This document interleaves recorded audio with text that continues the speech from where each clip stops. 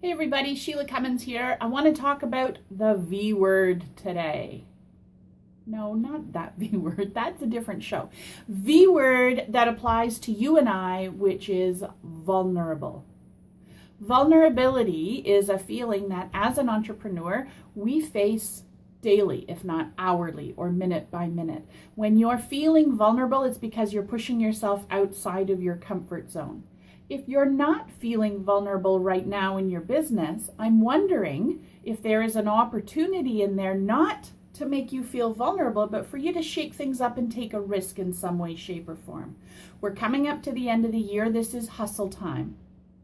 What is something that you need to do that's going to push you out of your comfort zone and be different from what it is that you usually do? And then the most important question for this week is, how can we help you be okay feeling vulnerable? Some people don't like the discomfort that vulnerability brings in their life. I, for one, have been eating in order to avoid those feelings of vulnerability and be okay with putting myself out there and bracing myself for what might happen as Productive goes out on the marketplace. And if you haven't heard, Productive is my new business tool that is available for sale, sheilacummins.com/productive. But that's not the point of this video. It's all about vulnerability. How do you cope with vulnerability, and what is an action that you need to take that you're avoiding because of the comfort of the vulnerability that's stopping you from taking that action?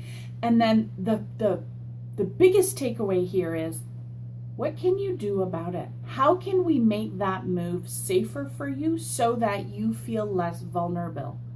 One of the things that has been stressing me out about Productive is if somebody gets it and doesn't know how to use it, what if they then just put it on their shelf and think, oh, Sheila, that book was, it didn't work. Well, I know that Productive has a flow that has to happen to get it up and running and working.